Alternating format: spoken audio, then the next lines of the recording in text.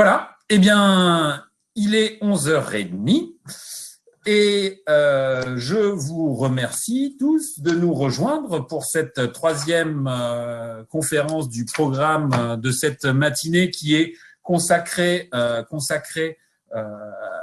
la thématique de la distribution, du e-commerce, de l'omnicanal et en l'occurrence aussi de l'automatisation, puisque à travers cette conférence qui apparaissait dans le programme sous le nom de Logilec accélère sa croissance e-commerce en misant sur la robotique.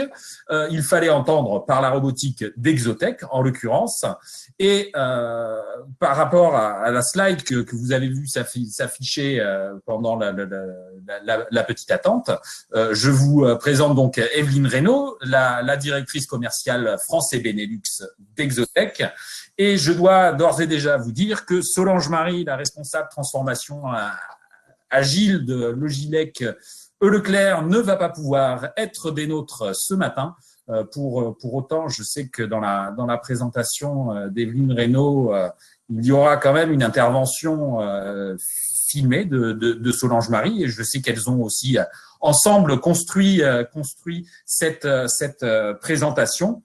Et justement, c'est une présentation donc qui va mettre en valeur, bien sûr, un acteur de l'automatisation très en vue, Exotech, qu'on connaît bien chez Supply Chain Magazine. Je me suis d'ailleurs pas présenté, je suis Maxime Rabillet de la rédaction de Supply Chain Magazine. On connaît bien Exotech, on connaît pas forcément tous ses clients et tous ses projets, et c'est justement l'enjeu de cette présentation que de faire la connaissance avec la problématique du projet réalisé chez Logilec. Et aux côtés, en tout cas associé à Exotech, on se retrouve pour le coup avec un grand nom de la grande distribution et du e-commerce, puisque Logilec, c'est une filiale logistique qui appartient au mouvement Leclerc et qui est en l'occurrence à la manœuvre sur une activité e-commerce, dans le cas présent, une activité e-commerce de produits culturels et parapharmacie.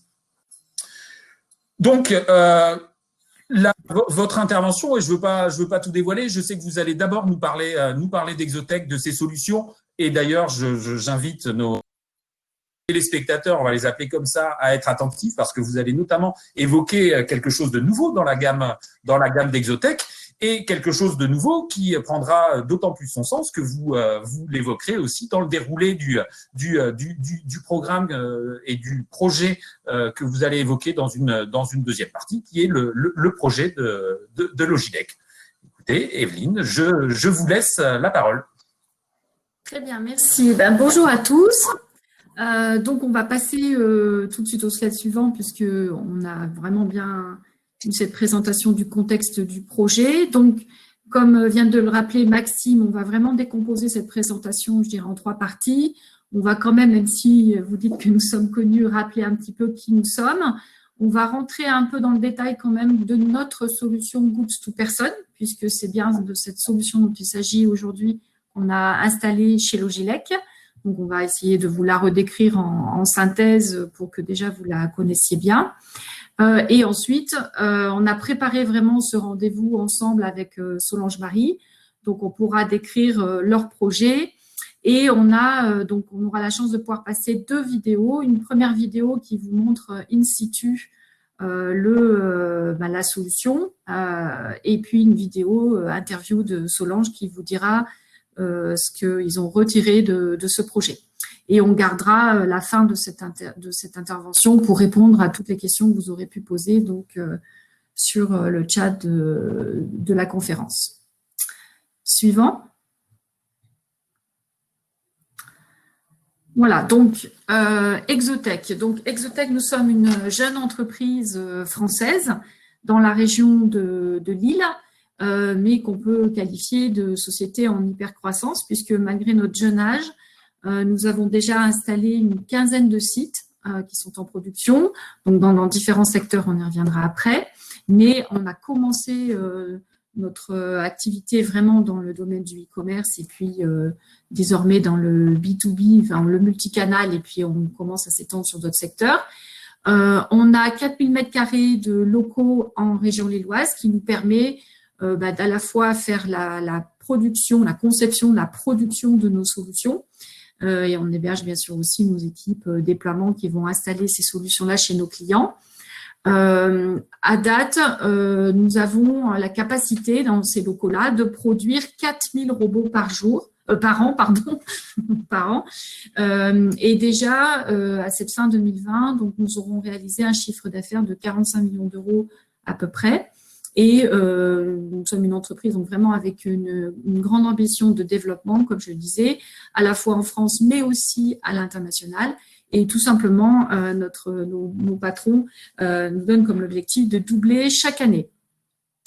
Voilà, donc vous voyez ici une photo de notre R&D où on a une représentation de toutes nos solutions et ce qui nous permet de tester à chaque fois qu'on fait des montées de version, et également du control center d'Exotech, puisque comme vous allez voir, notre solution est vraiment basée sur des robots essentiellement, qui sont à l'intérieur d'un rack et qui, en facial, proposent des postes de préparation de commandes.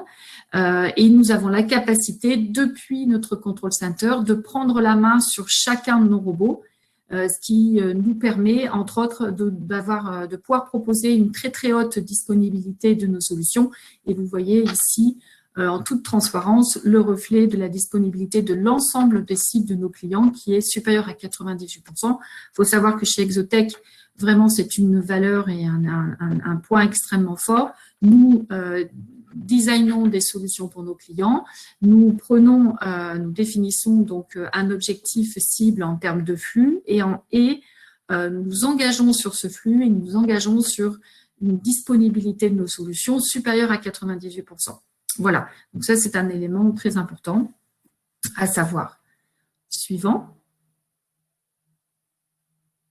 Voilà, donc ici, vous avez une vue un peu simplifiée de nos objectifs de présence à l'international. Donc, nous sommes français. En France et en Benelux, nous sommes intégrateurs de nos solutions. Donc, nous venons les déployer chez nos clients. Et pour le reste du monde, nous sommes partis sur une démarche de référencer différents partenaires intégrateurs. Sur à la fois le Japon, les États-Unis et dans différents pays d'Europe, donc en Espagne, en Italie, en Allemagne, en Grande-Bretagne. Et donc ces intégrateurs ont une présence locale du coup pour installer nos solutions, mais nous restons bien sûr concepteurs et fabricants de toutes les solutions en France. Suivant. Voilà, donc rentrons maintenant un petit peu dans la découverte de nos solutions. Donc le SkyPod System est donc une solution de Goods to Person. Donc sa fonction, c'est de permettre d'avoir des postes de préparation où le préparateur ne parcourt plus un chemin dans une zone de picking, mais reste bien à poste fixe. Et donc c'est le système qui apporte à cet opérateur de la marchandise. L'intérêt aussi de ce système, c'est un système de stockage qui va exploiter toute la hauteur de votre bâtiment. On peut monter jusqu'à 12 mètres de haut. Donc, le stockage est sous la forme d'un rack tel que vous le voyez là, avec dedans des bacs ou des plateaux qui eux-mêmes contiennent des cartons. Mais de toute façon, la solution est adaptée à des petites pièces, des pièces qui vont rentrer dans ce bac. On reviendra sur les dimensions du bac après. Et donc, on est bien là pour proposer une solution de préparation de détail où la commande du client va comporter une ou plusieurs lignes. Si c'est du e-commerce, bien sûr, en général, on est inférieur à 2 lignes. Mais les pièces à l'intérieur de cette commande donc, sont de petite taille. Et donc, la solution est à la fois une solution de stockage et de préparation. L'originalité de ce système, puisqu'il y a d'autres fonctions qui permettent de faire ça, c'est que l'ensemble des mouvements, à la fois d'entrée du stock et de sortie vers les stations de préparation, se font avec un robot que vous voyez ici sur ce slide. On verra tout à l'heure, il dans la vidéo de In situ de Logilec. Donc, ce robot est capable à la fois de faire des mouvements au sol, donc il roule sur le sol, mais il est capable également de monter de grimper à travers un rack le long d'une crémaillère. Et ce qui fait que le rack lui-même est extrêmement simple, il est passif, il n'y a pas d'électrification à l'intérieur. Et c'est bien le robot qui fait l'ensemble de ces mouvements-là, ce qui donne un avantage de simplicité dans l'installation, puisque le rack est lui-même extrêmement simple. Les stations vont extrêmement vite aussi à être montées. Et tous nos robots sont fabriqués dans l'usine dont on vient de parler juste avant, sont testés dans l'usine, sont préqualifiés. Il faut un cycling de 500 tours pour qu'on vérifie bien avant de les envoyer chez les clients que tout fonctionne. Et donc, ça nous donne un avantage, en plus de la densité qu'on peut proposer au niveau du stock et de la rapidité des flux qu'on va également détailler aussi, qu'on peut faire dans les stations, un avantage de simplicité de démarrage, donc de rapidité dans les installations, et également de flexibilité de la solution, puisque rajouter du rack ou rajouter des robots va être extrêmement facile pour nous. Voilà, donc on peut dire que c'est un système de préparation qui allie performance et agilité. Suivant.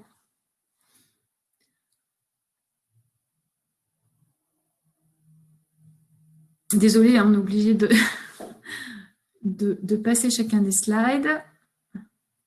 C'est Léonie qui nous fait ça.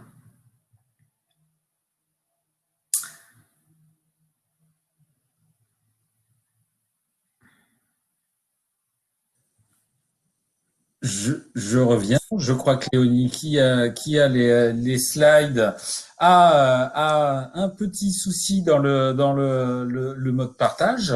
Alors, je vois que pour l'instant, personne n'a remonté de questions, mais je vous encourage. Alors, des questions techniques, mais peut-être pas trop, des questions aussi business, peut-être pour tirer la problématique Exotech et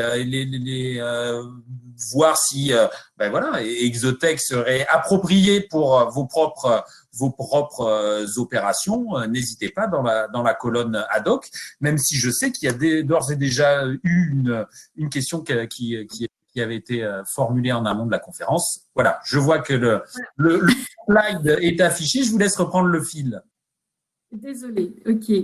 Bon, donc je voulais vous parler, maintenant qu'on a compris un peu la solution dans son ensemble, donc vous présenter un peu plus en détail, succinctement aussi, bien sûr, le robot. Donc, le robot qui fait toute l'originalité de la solution, que nous avons breveté. On a différents brevets en France et à l'international, puisque nous sommes la seule solution sur ce concept même, tout en répondant à une fonction qui est le gusto personne.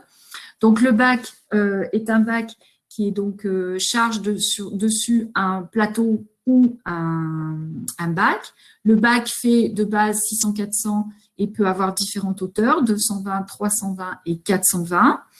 Il est composé de plusieurs moteurs qui lui permettent de faire l'ensemble des mouvements en 3D qu'il a besoin, c'est-à-dire rouler d'une part, des moteurs qui lui servent à grimper le long du rack, et d'autres moteurs qui lui permettent d'actionner une fourche, laquelle fourche permet soit de rentrer le bac à l'intérieur du stockage ou au contraire de venir le retirer, puisque en dessous du bac, qui est un bac spécifique Exotech, nous avons le moyen de faire en sorte que la fourche s'agrippe à travers le bac et donc peut à la fois la faire bouger à l'intérieur.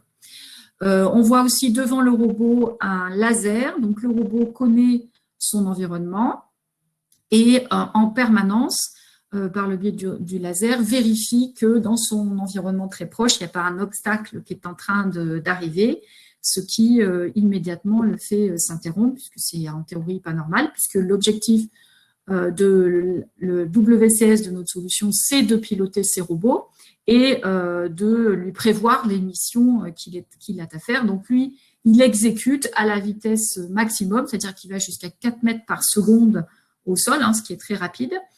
Et donc, le principe aussi de la solution, c'est que on ne fait pas rentrer l'homme à l'intérieur de la solution, qui est entouré d'un grillage, pour des questions, bien sûr, de sécurité, ce qui permet aussi au robot d'aller très vite et de proposer des performances de productivité des opérateurs, puisque le but, c'est que les opérateurs soient à poste fixe, mais qu'on leur amène en permanence des robots qui s'enchaînent le plus vite possible pour faire donc une proposition de cadence qui est technique de 500 bacs à l'heure. On peut aller jusqu'à 500 bacs à l'heure. En réalité, on va plutôt vers les 400 bacs à l'heure parce qu'au-delà, c'est un peu compliqué pour les opérateurs. Et puis, ça va dépendre aussi de ce qu'on veut lui faire en termes d'opération. Et je me permets juste d'intervenir parce que pour avoir encouragé les questions, je ne vais pas décourager les deux téléspectateurs qui nous en ont posé une et qui s'inscrivent justement dans la présentation des caractéristiques de la solution Exotech que vous êtes en train de développer, même si je sais qu'il y en a une quelque part. Vous allez aussi répondre à travers le témoignage de Logilec dans une deuxième partie. Mais on a par exemple la question d'Antoine qui vous interroge sur le délai qu'il faut pour installer un système. Ok. Alors, ça va dépendre quand même du stockage, essentiellement, hein, puisque c'est finalement le dimensionnement du rack qui fait un petit peu la longueur du chantier. Donc, pour un stock de l'ordre de 30 000 bacs, ce qui est déjà pas mal quand même, on va mettre de la commande jusqu'au go live 8 mois, hein, ce qui est un planning qui est très très court, sachant que les 5 premiers mois sont réservés à l'étude d'implantation et l'approvisionnement, et donc la dernière partie, chantier et tous les tests avant le démarrage. Donc démarrer en 8 mois un stock de 30 000 bacs, c'est assez rapide. Alors quand on fait des déploiements multi-sites, on peut encore aller un peu plus vite sur les seconds sites, puisque vous avez dû voir aussi dans la presse qu'on a démarré en 6 semaines le chantier. On a fait le chantier en 6 semaines pour un drive de chez Carrefour, parce que effectivement on avait déjà fait d'autres drives, toutes les connexions avec le WMS étaient en place. Donc là aussi, on peut encore accélérer puisqu'on n'a plus les tests, je dirais, à faire avec l'environnement de la solution d'un point de vue IT. Ok, juste une autre question factuelle et après on va enchaîner avec la présentation, mais celle-ci appelle une réponse brève puisque Laurent vous demande si le système peut opérer sous température négative pour gérer des produits frais. Alors, elle peut travailler en environnement frais, mais pas négatif pour l'instant. Donc, on l'a installé dans l'alimentaire et pour le frais, mais pas pour le surgelé. Ok. Je vous laisse reprendre le fil de la présentation. Vous avez parlé du robot et je crois que maintenant, c'est une nouveauté que vous allez évoquer. Très bien. Alors, suivant, si ça fonctionne. Voilà. Donc, jusqu'à présent, on vous a présenté donc des stations dans le schéma d'avant où l'opérateur intervenait pour prendre les pièces dans un bac de stockage pour aller les mettre dans un bac de commande. Vous avez vu que notre station préalable était en position avec 4 positions. Donc, on peut proposer bien sûr du mono-position si le client souhaite, mais on a voulu standardiser une station de préparation avec 4 positions, ce qui permet d'optimiser encore les mouvements des robots, puisque quand on peut le faire, on regroupe les commandes de manière à ce qu'un seul bac de stockage peut alimenter plusieurs bacs de commandes. Et donc, ces stations dites manuelles, c'est-à-dire avec un opérateur existé, donc là, on a souhaité lancer une station totalement robotisée. Donc là, on est bien sur 2 robots qui travaillent ensemble. Vous voyez au sol le robot avec un bac vert qui est le robot Skypicker traditionnel qui amène les bacs de stockage. Et puis en face, vous voyez un robot jaune sur la photo qui prélève grâce à une ventouse des pièces dans le bac de stockage pour aller les déposer dans les bacs rouges qui sont les bacs de commande, avec une évacuation par un convoyeur, bien sûr, lorsque la commande est terminée en automatique. Donc, ce qu'il faut savoir, c'est que tous les produits ne sont pas préhensibles par ce robot. Donc, par client, il y a des tests à faire selon les produits. Dans le cadre de Logilec, vous allez le voir, Logilec va démarrer en janvier cette station. Une partie seulement de leurs produits était préhensible parce que, très simple, très schématiquement, mais il faut que le produit soit bien dans un contenant qui soit correctement fermé. Si vous avez des boîtes, par exemple, qui peuvent s'ouvrir, donc la ventouse, elle ne pourrait pas prendre correctement ces boîtes. Il faut que, s'il y a des bouteilles, par exemple, il faut que la concavité de la bouteille soit adaptée aussi à la ventouse. Il ne faut pas que les pièces soient trop lourdes. Donc, nous, on a limité cette première ventouse parce que je pense qu'on va faire évoluer le système et on référencera d'autres types de ventouses. Mais pour l'instant, on ne prélève que des produits inférieurs à 1 kg. Voilà, donc ça fait un certain nombre de caractéristiques qu'on doit pouvoir respecter. Mais l'originalité aussi de la solution, c'est qu'on est capable de mixer à l'intérieur d'une même solution, à la fois des stations totalement robotisées, donc le Scale Picker qu'on vous présente aujourd'hui, et l'autre station manuelle, où il y a un opérateur qui va prélever là des produits à la main, ce qui fait que sur l'ensemble d'une activité, en mixant les deux, une commande peut être commencée sur une station et terminée sur la station d'après. Voilà, et c'est ça qui est compliqué finalement, c'est pas la robotique en soi, seulement la vision pour pouvoir reconnaître les produits. Ça, d'autres acteurs le font très bien. Il y a d'autres fonctions avec des robots comme ça. Mais ce qui était intéressant, c'était de pouvoir proposer cette mixité de stations en fonction des types de produits à l'intérieur d'une même activité. Voilà. Je vais poursuivre. Oui. Suivant.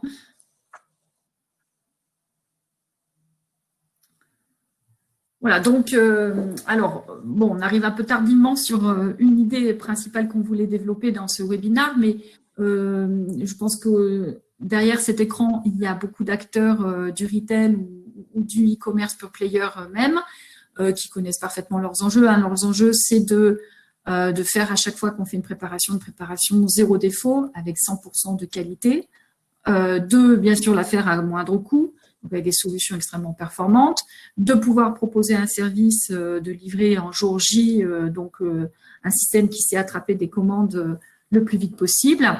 Donc vous avez la chance d'être sur des secteurs qui sont extrêmement dynamiques et dans le contexte actuel, on sait que la croissance vraiment est au rendez-vous pour toutes les activités e-commerce.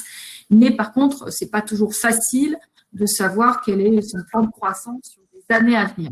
Donc, quand vous pensez à l'automatisation, la mécanisation, ce que vous attendez d'une mécanisation, c'est une solution qui soit effectivement productive, qui vous apporte de la performance, mais qui soit très agile, c'est-à-dire que vous n'avez pas forcément envie de prendre un système qui soit capable d'absorber votre croissance à 5 ans, voire plus, mais vous avez plutôt envie d'un système qui soit une arme compétitive, c'est-à-dire qui vous permette de passer déjà l'année qui va venir et puis de s'adapter à votre croissance. Si une année elle est de 20%, l'année d'après elle est de 30% ou l'année suivante elle est de 10%, vous n'avez pas envie forcément tout de suite d'investir sur la solution sans connaître exactement votre plan de croissance. Et donc c'est cette idée-là vraiment qu'on voulait développer sur ce webinaire, c'est l'agilité de la solution. Donc, on va passer à la slide suivante pour…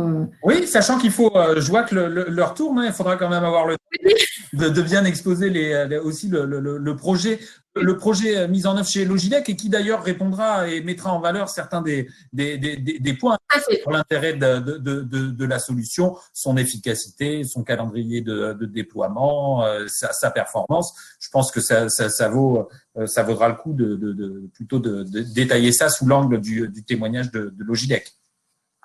Très bien. Donc, voilà. Donc, du coup, en résumé dans ce slide, les éléments importants de flexibilité, ce qu'il faut comprendre, c'est que ajouter du flux, donc nous, notre positionnement, c'est de tailler la solution pour nos clients en fonction de leur année de démarrage. Et ajouter du flux, c'est ajouter des robots. Et vous avez compris, donc nos robots sont prêts à l'emploi quand ils arrivent sur un chantier, donc on n'a absolument pas besoin de couper quoi que ce soit d'une installation qui serait déjà en route pour ajouter des nouveaux robots. Ajouter une station, ça se fait le temps d'un week-end. Et on peut complètement rajouter, en fonction de votre croissance, de votre référentiel, des racks. Et donc, également préparer le chantier des racks supplémentaires et de ne surtout pas interrompre votre production quand on fait cela. Et c'est ça qui va être illustré principalement chez le cas de Logilec. Voilà, donc on va passer ce slide. Donc, je vous l'avais dit en introduction, hein, l'idée, c'est de pouvoir adresser tous les secteurs où il y a de la logistique de détail. On peut aussi tailler des solutions vraiment on peut s'adapter complètement au contexte du client, c'est-à-dire pas travailler uniquement sur des grosses solutions, mais aussi pouvoir démarrer sur des activités avec 10 000 bacs et 2000 lignes par jour. Et puis, au contraire, pour des clients qui auraient des gros flux, on n'a pas non plus de limite de flux dans nos solutions. La moyenne, je dirais, c'est des solutions avec 50 000, 80 000 bacs, de 100 à 200 robots. Mais on a récemment installé pour un grand nom qui est Uniqlo, plusieurs sites. Donc, on a plusieurs sites en projet avec des flux encore bien supérieurs puisqu'on installe 400 robots sur chacun de ces entrepôts-là. Donc, il n'y a pas de limite, je dirais, de taille de bac ou de taille ou de flux. Et on peut vraiment s'adapter au contexte du client pour ça.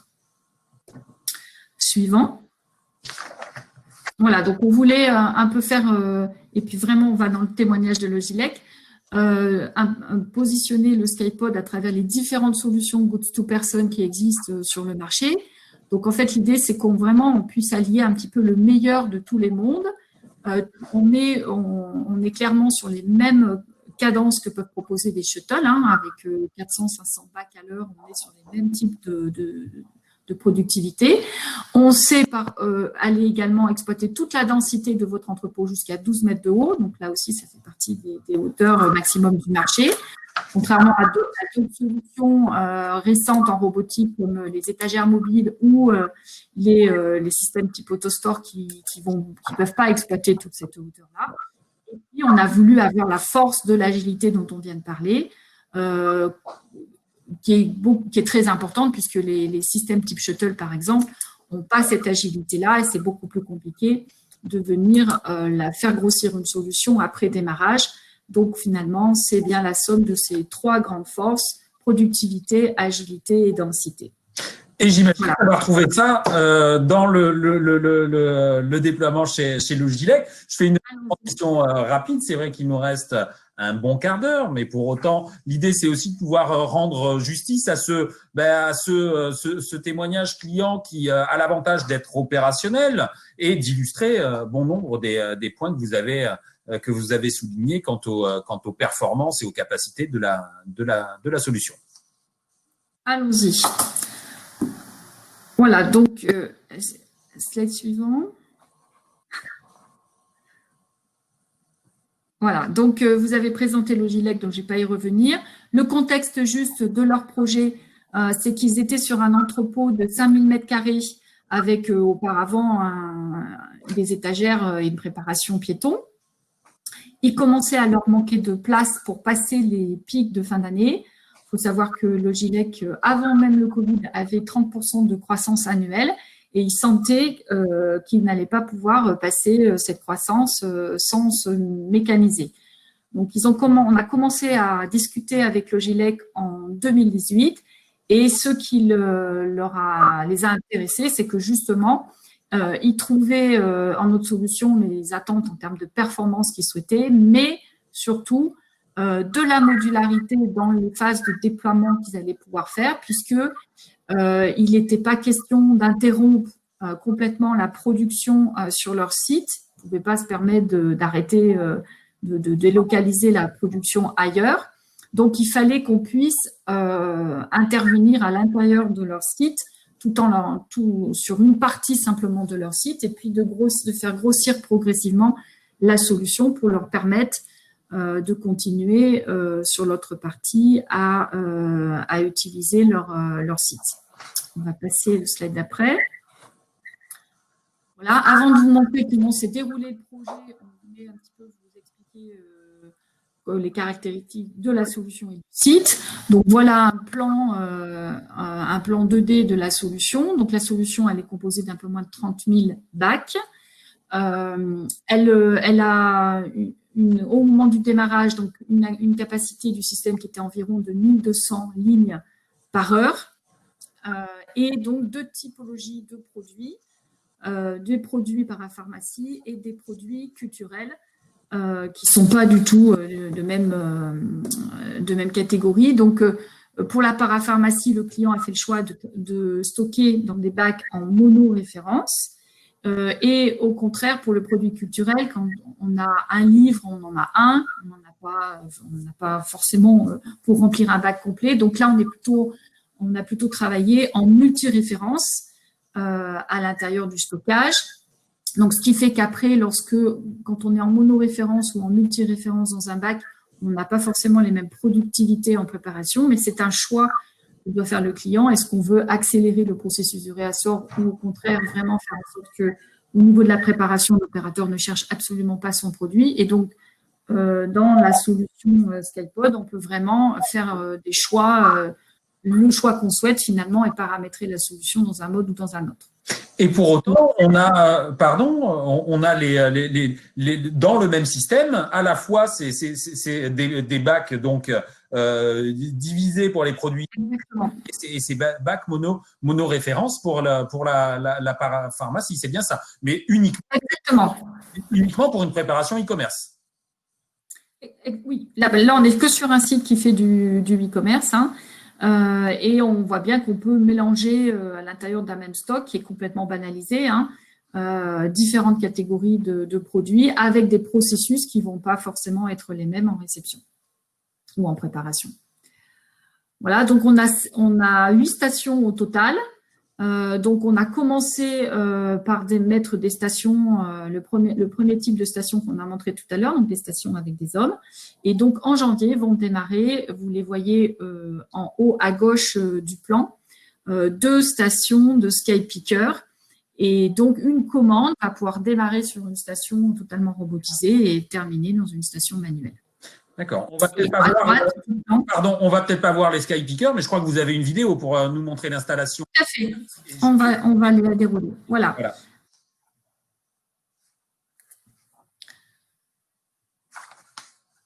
Alors, on va lancer la vidéo. Oui. Donc, vous allez cette vidéo et on a fait le choix de la filmer le long du flux. Donc, vous allez d'abord voir les stations de réassort où une opératrice rentre des produits dans un bac, hein, et puis après, on verra la descente d'une commande et l'arrivée d'un robot sur une station de préparation, un opérateur qui prélève la pièce, le bac de commande qui s'évacue vers une ligne d'emballage, puis un peigne de tri d'expédition.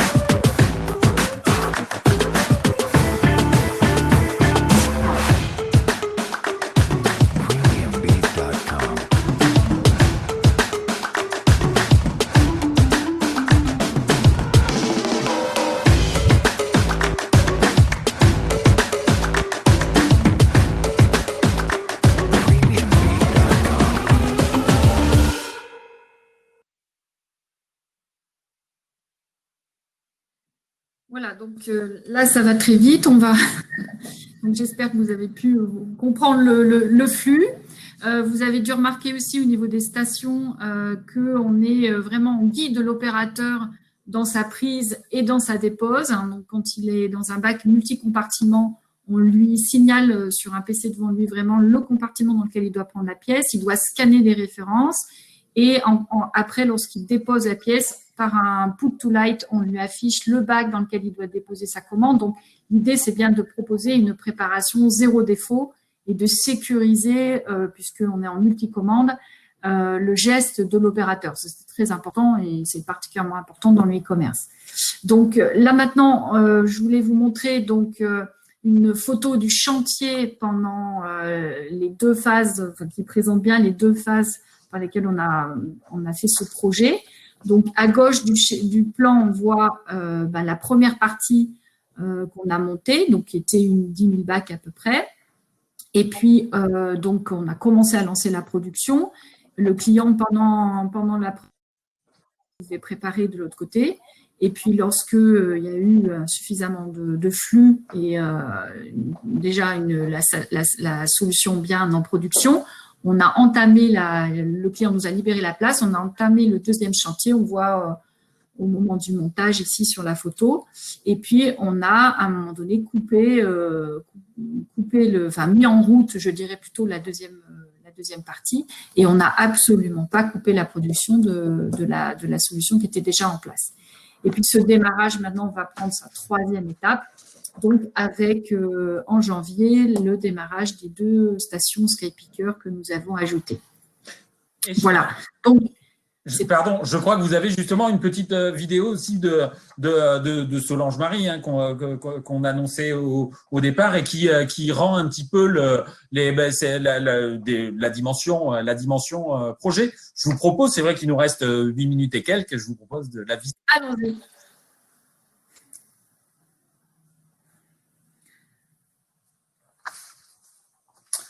Même si on finira par comprendre qu'il y a un temps de latence.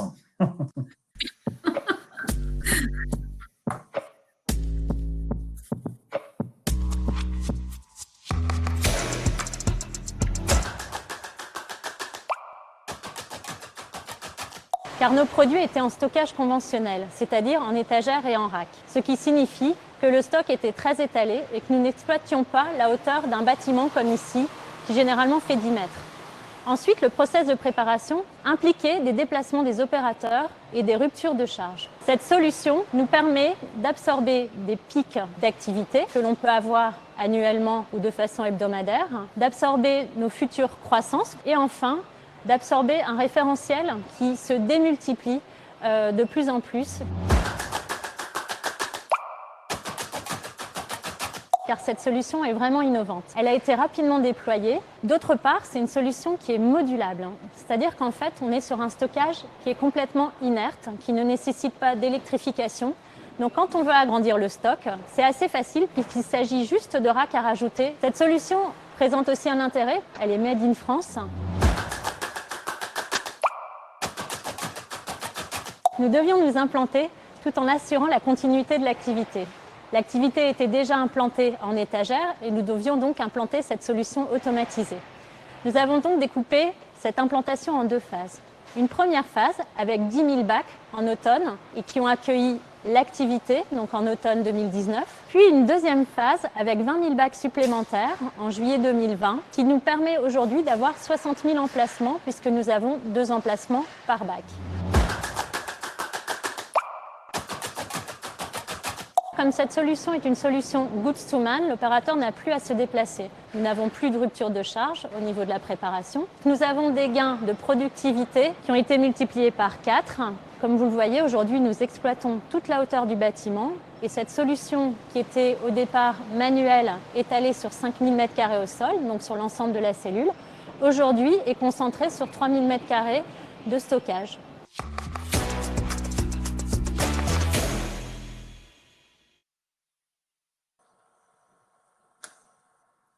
Voilà, donc je pense qu'on a bien compris les gains que Logilec a pu en attendre, c'est-à-dire rester dans son entrepôt et absorber plus de flux sur une surface moindre, donc puisque maintenant ils exploitent que sur la partie de 3000 m², ça va leur permettre d'absorber des nouvelles activités en fait sur ce site, indépendamment de gérer leur croissance.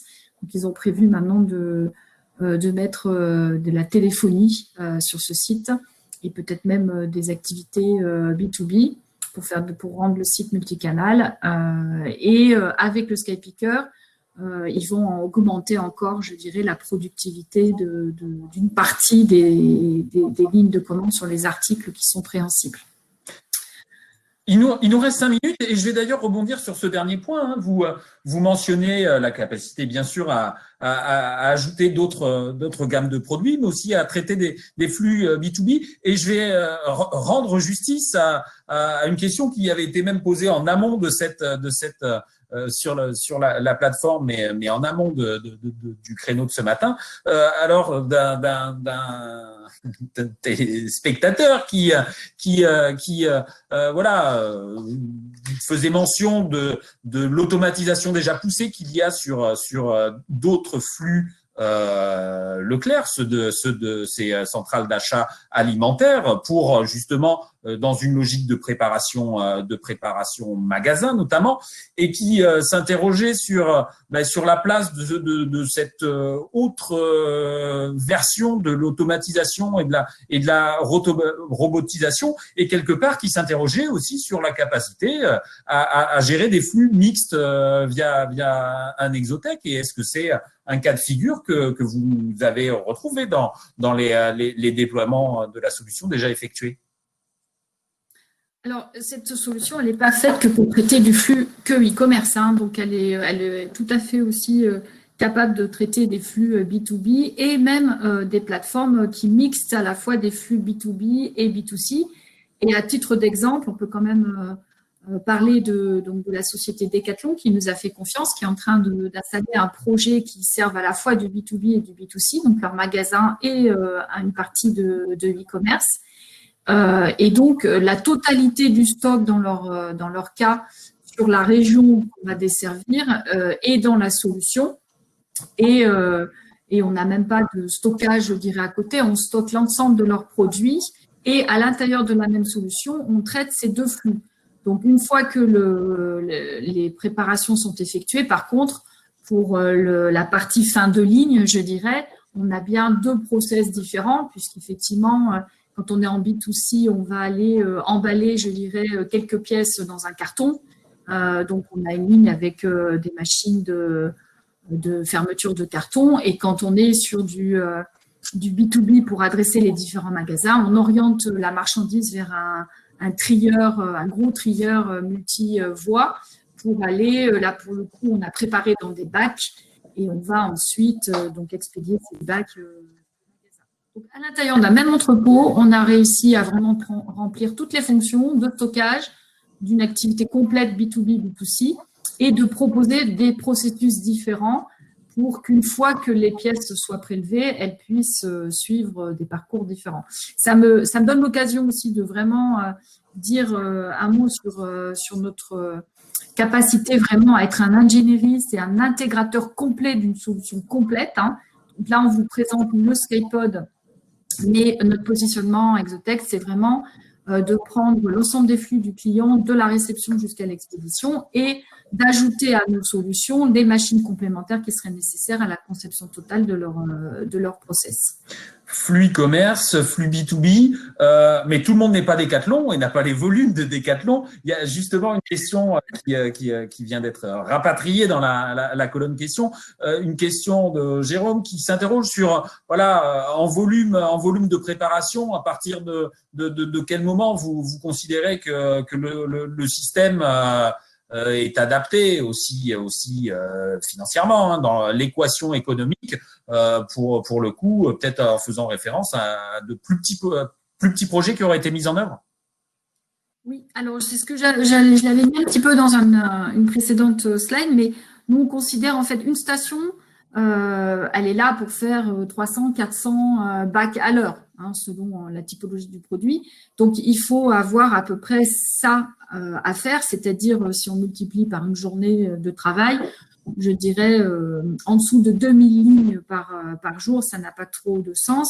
Mais à partir du moment où on peut occuper une station avec suffisamment de flux, et ben la solution a une pertinence. Donc, les plus petits projets qu'on a fait, hein, on est aux alentours d'un budget de 1 million simplement d'investissement sur ce type de flux et avec 10 000 bacs.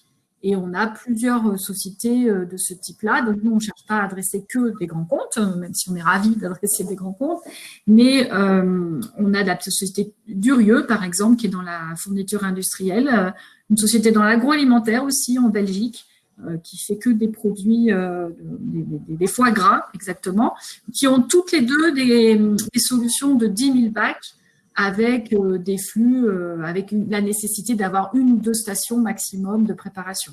On arrive au bout du créneau, mais moi j'ai une dernière question, alors peut-être sur des problématiques aussi en volume, mais c'est vrai qu'il n'a pas été évoqué là dans la présentation Logidec. Ça se passe en l'occurrence chez un prestataire logistique.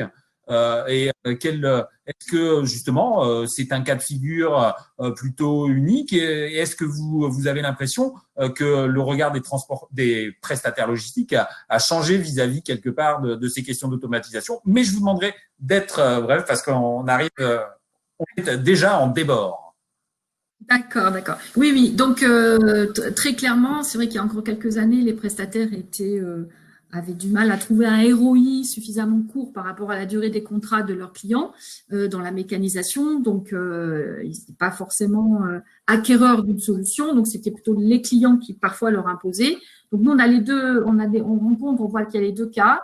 Parmi nos clients, il y a des clients qui ont de la prestation logistique, qui ont eux-mêmes fait l'investissement et qui ont fait l'investissement de l'équipement. Et on sent là, par contre, que maintenant, les prestataires eux-mêmes viennent directement nous voir et ils sont prêts à investir, eux, dans leur solution et parce qu'ils ont trouvé un ROI plus court que ce qu'ils avaient pu trouver auparavant. Et puis, ils voient qu'avec la modularité de la solution, ils pourront la réutiliser pour d'autres contextes si jamais c'était nécessaire. Très bien.